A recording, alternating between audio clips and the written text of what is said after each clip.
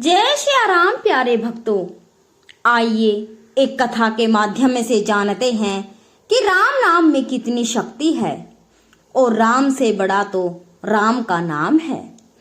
तो दोस्तों, अगर आपने अभी तक हमारे चैनल को सब्सक्राइब नहीं किया है तो कृपया चैनल को सब्सक्राइब जरूर करें और ऐसी ही वीडियो के लिए नोटिफिकेशन बेल को भी जरूर दबाएं। तो आइए सुनते हैं हनुमान जी की एक कथा। एक बार हनुमान जी अपने प्रभु श्री राम से अपनी माता अंजनी के पास उनके दर्शन करने के लिए जाने की आज्ञा मांगते हैं। तब प्रभु श्री राम जी बहुत ही खुश होकर उनको आज्ञा दे देते हैं। हनुमान जी अपनी माता के दर्शन के लिए जाने वाले थे। उसी समय काशी नरेश श्री राम के दर्शन के लिए आ जाते हैं। रास्ते में उन्हें देव ऋषि नारद मिल गए। काशी नरेश ने देव ऋषि के चरणों में भक्ति पूर्वक प्रणाम किया। फिर नारद जी ने पूछा कि तुम कहाँ जा रहे हो काशी नरेश। फिर काशी नरेश बताते हैं कि हे देव ऋषि, मैं प्रभु श्री राम के दर्शन करने उनकी राजसभा में जा रहा हूँ। यह सुनकर नारद ने कहा, मेरा एक काम भी करते आना। फिर काशी नरेश कहते हैं, हे ऋषिवर, धरती पर ऐसा कौन पुरुष है जो आपकी आज्ञा के पालन के लिए तुरंत ना जाए। आप आज्ञा प्रदान करें। नारद जी मुस्कुराते हैं और कहते हैं, तुम राजसभा में प्रभु श्री राम के चरण कमलों में श्रद्धा और भक्ति पूर्वक प्रणाम तो अवश्य कहना, किंतु उन्हीं के समीप सिंहासन पर बैठे तपस्वी विश्वामित्र जी को भी प्रणाम मत करना। काशी नरेश पूछते हैं, ऐसा क्यों ऋषिवर। नारद जी ने उत्तर दिया, एक राजा को दूसरे राजा को प्रणाम शोभा नहीं देता। ऋषि विश्वामित्र भी पहले राजा ही तो थे। और नारायण नारायण कहकर नारद जी वहां से चले गए। अब काशी नरेश श्री राम की सभा में पहुंचते हैं। उन्होंने देव ऋषि के आदेश अनुसार श्री राम के चरणों में श्रद्धा पूर्वक प्रणाम किया, परंतु महर्षि विश्वामित्र की उन्होंने उपेक्षा करी और वहीं पर बैठ गए।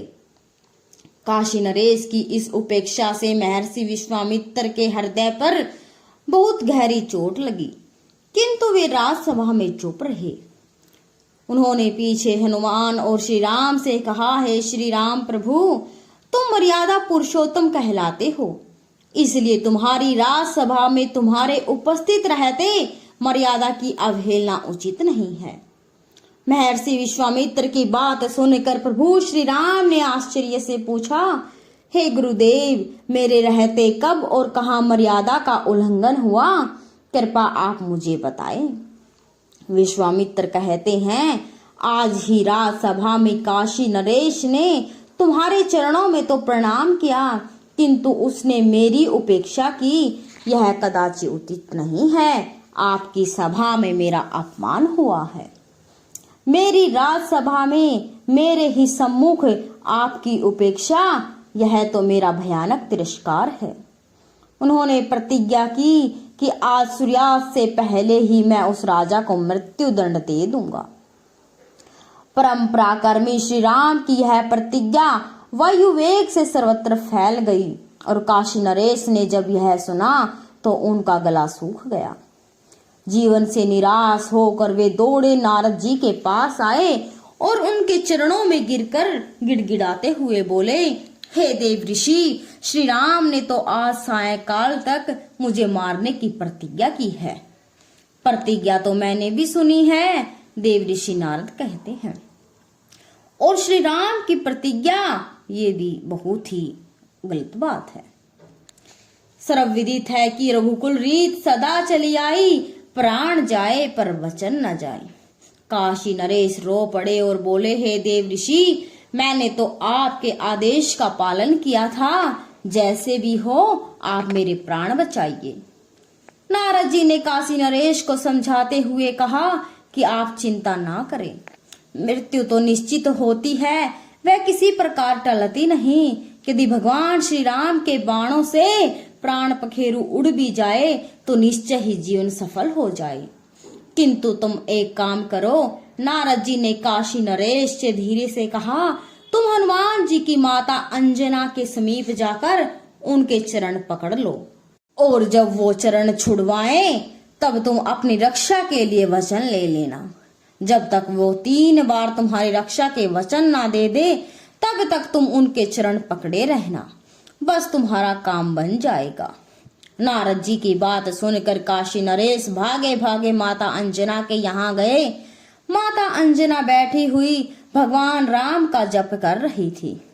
रोते कलपते काशीराज माता के चरणों पर गिर पड़े। उनके चरणों को पकड़कर उन्होंने कहा, माँ मेरी रक्षा करो।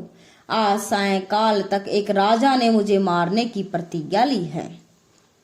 आपके अतिरिक्त मेरे प्राण और कोई नहीं बचा सकता। माता अंजनी बोली, किसने और क्यों तुझे आज संध्या के पूर्व ही मार डालने का प्रण लिया है? काशी नरेश बोले, माँ तुम मेरी रक्षा का वचन दे दो, अन्यथा मैं अभी आपके चरणों में ही अपने प्राणों को त्याग दूंगा। माता अंजना ने कहा, मैं तेरे प्राण की रक्षा का वचन देती हूँ। फूट फूट कर रोते हुए काशी नरेश ने अधीर होकर पुनः प्रार्थना की कि हे माँ, मुझे संतोष नहीं हो रहा है, मेरे विश्वास के लिए यही बात 3 बार कह दो। मैं तेरे प्राण रक्षा का वचन देती हूँ। सर्वथा सरल दयामी जननी ने 3 बार कहते हुए कहा, अच्छा अब तो बताओ तुम्हें मारने की प्रतिज्ञा किसने ली है? काशी नरेश कहते हैं, भगवान श्री राम ने, उन्होंने आज सायंकाल तक मुझे मारने की प्रतिज्ञा ली है। यह बात सुनकर माता अंजना बहुत ही चिंतित हो जाती है और कहती है, श्री राम की प्रतिज्ञा कैसे अन्यथा हो सकती है? पर मैंने तुम्हें वचन दिया है। उसी समय हनुमान जी वहां पहुंचकर माता का चरण स्पर्श किया और आशीर्वाद देते हुए माता ने कहा, बेटा तुम ठीक समय पर आए। अभी अभी मैं एक आवश्यक कार्य से चिंतित होकर तुम्हारा ही स्मरण कर रही थी। वह कार्य हो जाए तो मेरा मन हल्का हो जाए। हनुमान जी कहते हैं, आज्ञा दीजिए माता, आपका कार्य करने के लिए तो मैं प्रतिक्षण प्रस्तुत हूँ। माता अंजना बोलती है, पर काम तो कठिन है बेटा, इस कारण मैं चिंतित हो रही हूँ। माता अंजना की बात सुनकर हनुमान जी ने उन्हें आश्वस्त करते हुए कहा कि माता, आपके पुत्र पर प्रभु श्री राम जी का आशीर्वाद है। ऐसा कोई काम नहीं जो राम का नाम लेकर मैं ना कर सकूं। तब माता अंजना उन्हें बताती है, यह सब कुछ मैं जानती हूँ मेरे लाल, किंतु काम अत्यंत कठिन है, इसलिए कहने में झिझक रही हूँ। माता जी, आपके पवित्र चरणों के सम्मुख प्रभु श्री राम की शपथ लेकर मैं 1 बार नहीं 3 बार प्रतिज्ञा करता हूँ कि आपकी आज्ञा मिलने पर काम चाहे कितना भी कठिन हो, मैं उसे अवश्य पूर्ण कर आपकी चिंता दूर कर दूंगा। माता अंजना ने हनुमान जी के बल पराक्रम और उनकी मातृ भक्ति की प्रशंसा करते हुए कहा, बेटा मुझे तुझसे यही आशा थी और ऐसा ही विश्वास था। बेटा मैंने काशी नरेश को उसकी प्राण रक्षा का वचन दे दिया है। आज सायंकाल तक प्रभु श्री राम ने उनका वध करने की प्रतिज्ञा की है। माता की बात सुनकर हनुमान जी आश्चर्य से कहा, मेरे प्रभु श्री राम की प्रतिज्ञा? माता अंजना बीच में ही बोल पड़ी, पर बेटा मैं काशीराज को वचन दे चुकी हूँ और तुमने भी श्री राम की शपथ लेके मुझे 3 बार वचन दिया है। शरणागत की रक्षा धर्म है। बेटा हनुमान जी ने कहा, ठीक है माँ, मैं कुछ करता हूँ। यह कहकर हनुमान जी ने माता के चरणों में प्रणाम करके उनसे जाने की अनुमति मांगी। माता की आज्ञा प्राप्त होते ही हनुमान जी काशी नरेश के साथ अयोध्या पहुंचे। वहां उन्होंने काशी नरेश से कहा, राजन तुम सकल कलुष नाशिनी परम पाविनी सरयू में कमर तक जल में खड़े होकर अविराम राम राम का जप करते रहो। काशी नरेश ने पवन पुत्र के आदेश का पालन करना आरंभ किया और हनुमान जी उधर तुरंत श्री राम के पास पहुंचे। वहां उन्होंने प्रभु श्री राम के चरणों में प्रणाम करे उनके दोनों चरण को पकड़कर कहा, हे स्वामी, आज मैं आपसे एक वर की याचना करता हूँ। प्रभु श्री राम कहते हैं, हनुमान, ये कैसे संभव है? तुम मांगो और प्रभु अस्वीकार कर दे। प्रभु श्री राम ने उत्साहपूर्वक कहा, तुम्हारे लिए उदय कुछ नहीं हनुमान, तुम्हें तो कभी कुछ चाहते ही नहीं। मैं तो सदा चाहता हूँ कि तुम मुझसे कुछ चाहो, कुछ मांगो। तुम क्या चाहते हो? प्रसन्न होकर हनुमान जी ने प्रभु के चरण सहलाते हुए कहा, हे प्रभु, मैं चाहता हूँ कि आपके अमित महिमा में नाम का जप करने वाले की सदा रक्षा किया करूं और मेरी उपस्थिति में आपके नाम जाप का कभी कहीं कोई किसी प्रकार का प्रहार ना करे। यदि दुर्भाग्यवश निखिल दृष्टि का सर्वस्वामी भी प्रहार कर बैठे तो उसका भी प्रहार व्यर्थ हो जाए। भगवान श्री राम ने तुरंत आशीर्वाद दे दिया कि तुम नाम जाप कर रक्षा करने में सर्वत्र सदा समर्थ रहोगे और तुम्हारी उपस्थिति में नाम जापक पर किया गया अमोघ प्रहार भी व्यर्थ सिद्ध होगा। जय श्री राम। यह कहकर हनुमान जी ने प्रभु श्री राम के चरणों में मस्तक रख दिया और तुरंत सरयू नदी के तट पर पहुंचे, जहां वे गदा तान कर अत्यंत सावधानी से खड़े हो गए और काशी नरेश से बोले, तुम बिना रुके निरंतर राम राम रटते रहो। स्थिति विचित्र हो गई। एक और सर्वाधार स्वामी श्री राम की सायंकाल तक नरेश के वध की प्रतिज्ञा और दूसरी ओर अनन्य भक्त श्री हनुमान जी का उनकी रक्षा के लिए वचनबद्ध हो जाना। राजा सरयू जल में खड़े होकर प्राण भय से अनवरत रूप से राम नाम का जप कर रहे थे और वर प्राप्त हनुमान जी उनकी रक्षा के लिए गदा ताने खड़े थे।